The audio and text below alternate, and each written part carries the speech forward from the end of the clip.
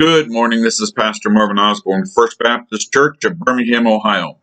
Coming to you with a slight cold this morning, and so my throat, my sinuses are acting up a little bit. So I hope you'll excuse me for these few minutes that we have together this morning. Today we're going to look at John chapter 18 and verse 28. It says, "Then they led Jesus from Caiaphas to the praetorium, and it was early morning. But they themselves did not go into the praetorium, lest they should be defiled, but that they might eat the Passover." Isn't that interesting? Here, the Jewish leaders, the Pharisees and the Sadducees, and all of them had finally gotten together and was able to get people in to trump up charges on Jesus. They're going to lie about him. They didn't like the fact that he was healing and he was doing these miracles. He was able to raise the dead. He was able to walk on water. His followers were beginning to multiply.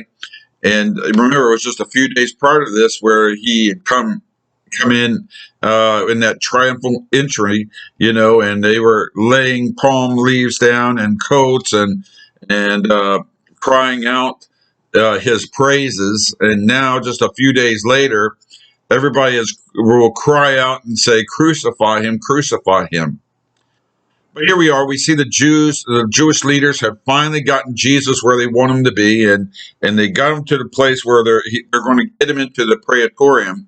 But they refuse themselves to go in. Why? Because they want to eat the Passover. If they went into the praetorium, into the Gentile jurisdiction, so to speak, they would have been declared unclean, and they would not have been able to participate in the Passover services. And so we see a spiritual hypocrisy. On one hand, they're murdering an innocent man, and on the second hand, we're going to keep the Passover. We can separate ourselves from this murderous act, from this spiritual act. And I dare say that's probably, that dichotomy is really how most of us function, that somehow we separate this portion of my life from that portion of my life.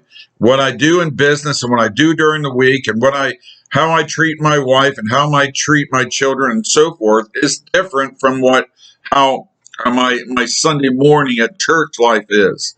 And we kind of separated, but in truth, it all comes together. It's all under one umbrella, that my spiritual life does matter throughout the week. How I handle business, how I handle my spouse, how I handle my children, how I handle my finances. And you go through the litany of things that we're all responsible for, is a reflection of our spiritual maturity, if we're truly following Christ. Because we can't say we believe God and live as if there is no God. The sociologists have deemed that as social atheism or practical atheism, and that we say we believe in God, but we live as if there is no God. We deny him in our works. We deny him in how we, in our social activities and so forth. And we see that back here with when they're getting ready to murder Jesus, and we see that in the lives of people today. In truth, you and I are to live life for Christ 24 hours a day, 7 days a week, 365 days a year, all the days of our life. Once we've trusted Christ, all we have is his. And now we belong to him. And how I conduct myself in and out of the church really does matter, and reflects either reflects God's glory or it doesn't.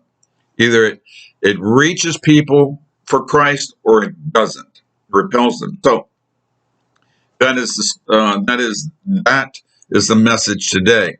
As I read that, I began to wonder if I have that hypocrisy in my life, and I'm sure I do, and I'm sure you do as well. And maybe we need to do an inventory of our life and begin to look at it and see if we're living one way, saying one thing, and living another way. whether it's, cursing or some kind of addictive activity or any number of things that are taking away and minimizing our walk and our reach for Jesus Christ. Amen? Amen. Remember, this is Pastor Marvin Osborne with First Baptist Church of Birmingham, Ohio, saying God loves you, and I love you as well. And I'll talk to you.